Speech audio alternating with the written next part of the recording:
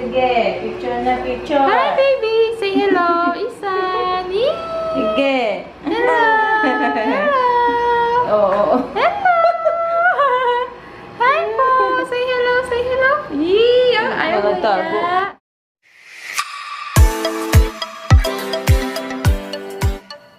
Hello mga mamshi! Welcome back to my channel. I-update ko naman kayo kay baby yung mga milestones niya. Ano nga ba ang milestones? Yung milestones po, yung po yung monthly development ng mga baby. Lahat po ng baby ganyan, lahat po sila dapat nagde-develop, nag-i-improve, and nag-iiba yung activity nila monthly. Kaya minomonitor ko siya kung ano yung mga pinagbago niya, no? Lalo siyang nag-iinarte, umiyak. And gusto ko din i-share sa inyo yung mga experience ko kasama si baby, kung paano ko siya inaalagaan, and ano yung mga pinagsisihan ko. Syempre, yung mom din ako, may mga bagay din na hindi ko rin alam. And para aware na rin kayo, yung mga new mom dyan, at least based on my experience na. And yes, 2 months old na po si baby. Kaka 2 months na lang po kahapon. February 12, 2019. Yay! Happy 2 months, baby! Start po tayo nung 1 week old pa lang siya. Nung 1 week. Yung dede niya po, nagbe-breastfeed po ako niyan for 1 month. Nagbe-breastfeed ako. Pero ngayon, 2 months na siya. Ang ginagawa ko, breastfeed sa umaga, formula sa gabi. Kasi sa gabi po, iba na yung nagbabantay sa kanya, yung babysitter na. Eh, tulog na ako noon. Kaya, formula siya sa gabi, breastfeed sa umaga, sa araw. Nung 1 week old siya, malakas po siyang dumede. Ang ginagawa ko kasi noon, pinapump ko yung dede ko. Kaya, nakakadede siya sa battle, hindi sa boobs ko. Gawa ng nahihirapan siya. Nakaka 2 ounce ako sa isang dede ko noon, tapos 2 ounce. Kaya naubos niya yung 2 ounce noon. Hindi na siya nahihirapan dumede gawa ng sa bote. Kumbaga parang tuloy-tuloy na yung sip-sip niya noon. And malakas po talaga siyang dumede. No? Natakaw-ikaw. Nakatakaw? Nung 1 week old siya, ang ginagawa lang niya noon, dede, tulog, dede, tulog. Hindi siya masyadong, palatulog talaga. Lahat naman po yata ng baby ganyan, palatulog talaga in first week of life nila.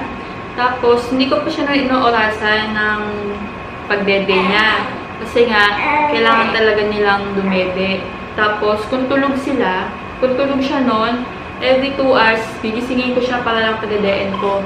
Yes po, huwag niyo silang hayaang tulog lang kasi ang mga baby talaga, tulog talaga yun ng tulog. Meron pa nga, diba, every 5 hours, tulog pa, hindi nila pinapadede. Ako, yung ginagawa ko noon, talagang inuorasan ko siya noon, kahit tulog siya ng tulog.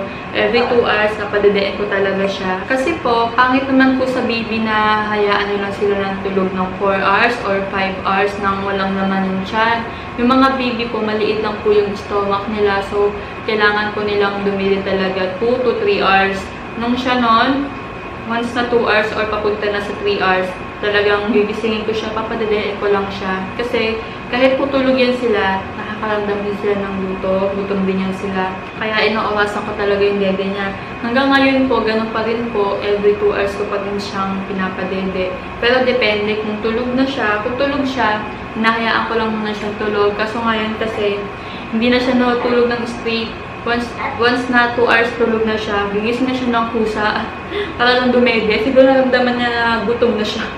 Na baby. Oo. Oo. Kaya hindi po maganda na hayaan nyo lang na tulog yung baby nyo. Siyempre, kung tulog nga naman si baby, sino ba namang mami ang hindi matutuwa na tulog yung mga anak nila? Kahit naman ako kung mahaba yung tulog niya, makapagpahinga ka, siyempre tulog yung baby mo. Pero huwag niyong kakalimutan padede, 2 to 3 hours. Pag newborn, nung 1 month siya, ganon. Pero ngayon, hanggang ngayon kasi 2 months na siya, hindi na siya yung tulog ng tulog nag-iba na.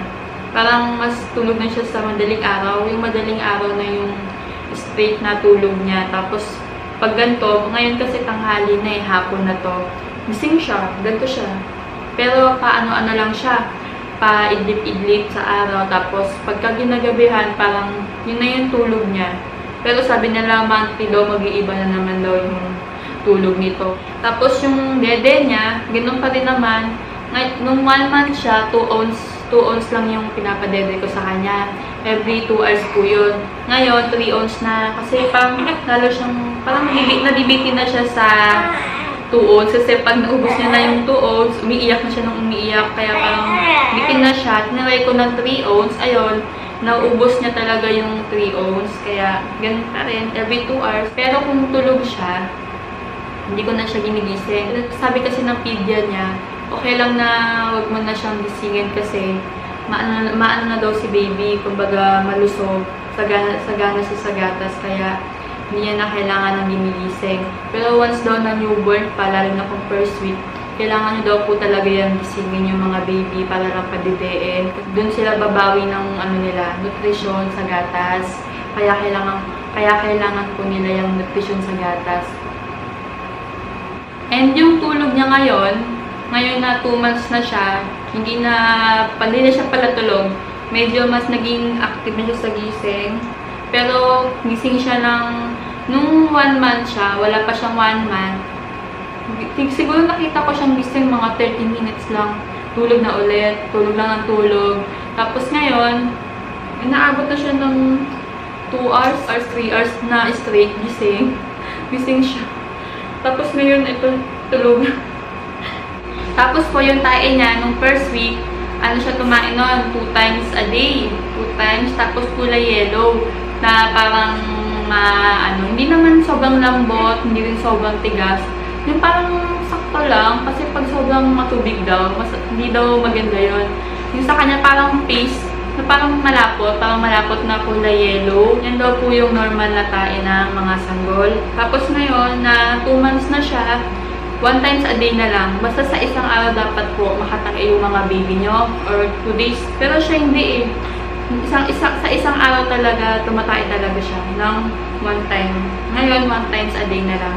Dati, 2 times nung 1 month pa lang siya. Then, yung ihi niya po, palaihi siya. Magtaka din po kayo sa mga baby nyo, wala pang 2 hours or 2 hours pa lang, punong-puno na agad yung mga diaper nila. Sabi nung pedia niya, magandang sign daw po yan. Good sign daw yan kasi ibig sabihin daw, hindi daw po yan sila nagkulang sa gatas. Sagana sila sa gatas, sagana sila sa nutrition. Tapos po, yung pusod niya, nung first week niya, hindi ko po yun ginagalaw kasi basa pa. Tapos, hindi ko rin nilalagyan ng bikis. 1 month po akong hindi naglagay ng bikis kay baby noon kasi nga, basa yung pusod niya. Dapat po, nakalabas lang yung pusod niya. Parang huwag yung tatakpan na kung ano-ano, huwag yung lalagyan ng bikis, huwag yung lalagyan ng cotton. Dapat po, nakapresh lang siya para po mabilis siyang matuyo. Nung 1 week, after 1 week, pinabalik kami ng pedia niya kasi iti-check siya and yung pusod niya. Hindi ko ginagalaw nun kasi nakakatakot. Kasi parang talaga, nung nakita ng pedia niya, sabi ng pedia niya, basa pa daw yung pusod niya noon. Nilinisan, inaangat yung pusod niya, tapos inaano ng cotton sa gilid, sa ilalim. Hindi ko carry yun. Hindi ko kaya gawin yun kasi parang laman-laman yung itsura. Tapos sabi ng pedia niya, lagi mong everyday mong lilinisin yung pusod niya, anuhin mo lang ng cotton na may alcohol. Kaya yung ginagawa ko lang, nilalagyan ko ng yung sa cotton bands, tapos alcohol. Sa gilid lang, hindi ko inaano sa loob, hindi ko kaya.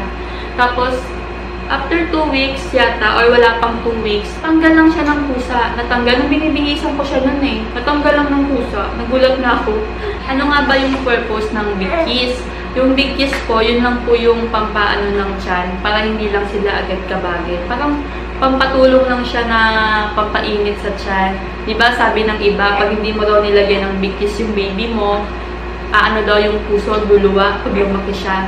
Tingin ko hindi po yung totoo. Nasa lahi po yun kung nakaluwa talaga yung puso niya or hindi. Tapos, ngayon, hindi ko na siya nilalagyan ng big kiss kasi hindi na magkasya yung big kiss niya. Masikip na. Hindi na matali kasi naiinis ka na. Yung ginagawa ko ngayon, pag tulog siya, lagi ko na lang tinatakpan ng kumot yung tiyan niya para hindi siya kabagin. Tapos, pagkatapos niyang maligo, pinapahiram ko ng asite de manzanilla, pero pababa po yun sa tiyan. Igaganyan mo lang sa palad mo para uminit yung palad mo, tapos igaganyan mo lang sa tiyan niya, no?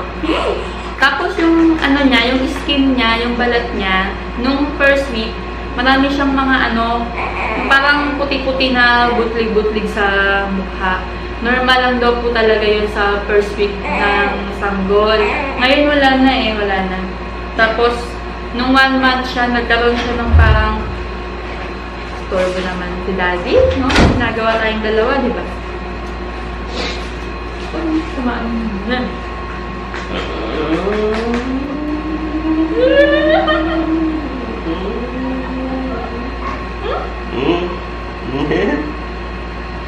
Hey. Tapos pag nagkarasa siya na parang pula-pula, pina-check up ko yun kay Doc. Binigyan lang ako ng cream, pero yung sabi nila, nung mga mami na friends ko, normal lang daw talaga yan sa baby na magkaroon ng rashes sa pisngi, parang pula-pula. 1 month siya nung lumabas yun eh. Ngayon, nawawala, tapos bumabalik, nawawala. Nilagyan ko lang siya ng cream nung nireseta ni Doc. Ngayon, hindi na siya maano ngayon. Hello muna, hello! Tapos, meron po siyang ano sa buhok. Nung bagong labas, tapos siyang merong balakubak sa buhok niya. Nung bagong labas siya, malinis talaga yung ulo nito eh. Wala siyang mga kung ano-ano.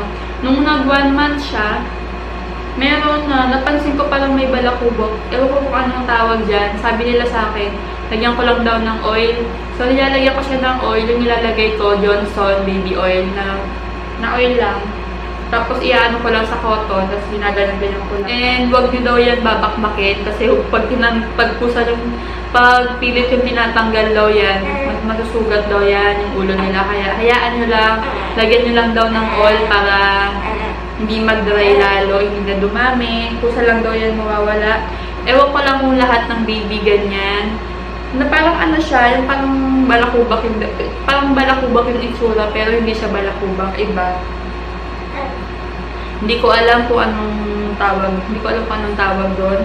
Tapos pag pinapaliguan ko siya, ginagamit ko lang na sabon niya, yung Lactacid na pang baby bath. Yun lang yung sa ulo tsaka sa katawan. I think nahiyang naman siya kasi hindi naman siya nagkakarase sa balat. Tapos i-check niyo lagi yung sa tenga nila, yung sa likod, yung dito, pag maliligo. Kasi, nung 1 week siya, hindi ko yung tinitingnan. Sorry. Nung napansin ko yung likod ng tenga niya, ang dumi-dumi. Yung mga ano po yun, yung mga sabon na naipon. Kasi syempre, hindi naman nga talaga nakikita yung sa likod ng tenga. Kaya mabilis madumihan. Everyday yung linisan yung dito nila, yung sa likod ng tenga, tsaka yung tenga nila. Yung mga tenga nila, mabilis din madumihan eh. Ewan ko kung bakit. Parang may kusang umaano na parang madumi. Yung ginagawa ko, cotton lang din. Tapos, Johnson baby oil. Yung cotton buds, yun ang ginagamit ko. Pero, wag yung lilinisin sa loob mga mamshi. Sa labas lang po, yung mga dito-dito nila. Yan. Dumihin kay baby. Ewan ko lang po sa ibang baby dumihin. Pero ganun kay baby. Yung mga nila, yung sa leeg, kasi nyo po yan pagpapaliguan nyo yung baby nyo kasi parang may amoy po yung mga leeg nila gawa ng, siguro yung baby ko kasi mataba. Kaya siguro parang naiipit nyo yung leeg ng gano'n. Yung mga kilikili, yung mga singit-singit.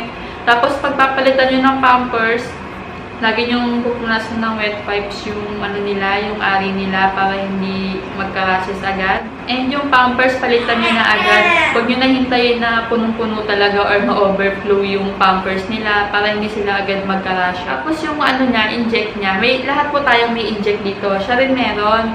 Napansin ko lang nung nakaraan, parang namaga yung dito niya. Parang nagkulay violet. Nung newborn siya, ini-inject na po talaga lahat pala yan sila. Parang vaccine nila yan. Nung nakaraan, parang violet lang siya, nung 1 month siya. Tapos ngayon, napansin ko, parang may nana na yung inject niya dito. Tapos tinanong ko yung pedya niya, sabi nila, normal lang yan, wag mo lang gagalawin, wag mo lang lalagyan ng kung ano-ano, hayaan mo lang, wag mong i-hot compress, wag, hayaan mo lang siya.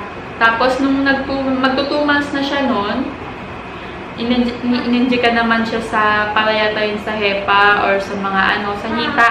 Sa hita naman yung second, inject niya sa hita yun. Hindi nga ako tumingin nung in-inject siya kasi nakakaawa. Yun, i-hot compress po yun. Nung una, pag-inject sa kanya, Umaga yon, nagabihan, pina-cold compress muna siya. Malamig na towel na may yelo. Pero huwag nalagyan ng yelo yung towel Sa yung tubig lang dapat yung malamig, tsaka may yelo yung tubig. I-ano-ano nyo lang sa hita niya, yung inject nyo sa hita. I-cold compress nyo day 1. Pagka day 2, dun yun na i-hot compress. Nung day 1 yun, nung kaka-inject niya lang sa hita, iyak siya ng iyak po niya, magdamag siya umiiyak, masakit po daw talaga yan, normal lang. Tapos lalagnatin pa daw yung baby. Buti siya, hindi na siya nilagnat, nagkasinat lang po siya, medyo nagkasinat siya pero buti hindi nilagnat. Tapos po yung pinagsisihan ko po mga mamshi, nung time na yun kasi first week siya, everyday ko po siyang pinapaliguan kasi yun po yung sabi ng media niya. So sinunod ko na lang. Everyday ko siyang pinapaliguan. Siyempre, wala akong idea na di daw pala dapat everyday yung mga nasabi ng mga nakakatanda. Tapos, sinabi ko sa lola ko, sabi ko, araw-araw ko siya pinapaliguan. Pinagalitan ako kasi noon, nung time na yon sinipon po siya. 1 week old pa lang siya, nagkasipon na siya. Napansin ko yun kasi pag humihinga siya, parang may tunog. Parang may nakabara dito sa ganto niya. Ganun. Tapos, pag natutulog siya, nakanganga na kasi yung pala, pina-check up ko siya noon nung after 1 week ng pagbalik namin. Sabi nung doktor, may sipon nga siya. Kaya pag natulog siya, nakabuka yung bibig kasi nakabara yung dito. Tapos, syempre, nakabuka yung bibig niya habang tulog. Pag humihinga siya, umaano yung hangin sa tiyan niya, pumapasok. Kaya pinakabag din siya nung time na yun. Lagi siya nagkakakabag. Everyday ko siya pinapaliguan noon hanggang mag 1 month siya. Tapos sabi ko, 1 month na, hindi pa nawawala yung sipon ng baby, ganyan. Sabi nung lola ko nga, huwag mong paliguan araw-araw. Ang gawin mo, laktawin mo. Paliguan ko siya ngayon, kinabukasan hindi, kinabukasan na lang ulit. Kaya ngayon, buti na lang, wala na siyang sipon. 2 months old na siya ngayon, wala na siyang masyadong sipon, hindi na yung parang may bumabara-bara. Tapos, yung pinagbago niya in 2 months, nung 1 month siya, hindi pa siya masyadong magalaw. Magalaw na pero ngayon sobrang likot niya na, panay sipa na siya. Tapos nung 1 month siya, lagi siyang tulog noon, palagi siyang tulog. Ngayon, tulog pa rin, kaso medyo nabawasan ng konti yung tulog niya. Mas, din siya ngayon, parang gising na siya palagi. Tapos talagang nakakita na siya.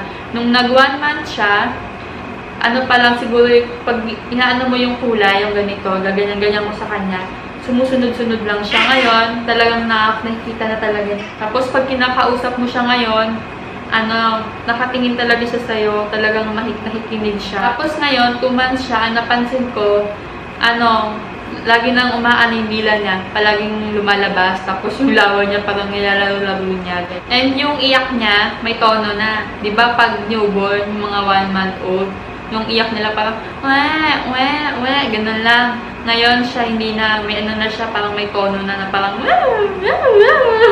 may ganun-ganun na siya ngayon. Kaya, maarte na yung iyak na ngayon. Yes, maarte na siya. Tapos, lalo siya naging iyakin ngayon. So, yun lang po mga mamshi. Thank you for watching and subscribe na rin para may update kayo sa next video ko, no? I-update ko kung ano yung tsura niya sa 3 months. Bye-bye na, baby. Bye-bye na. Busy siya kakadede.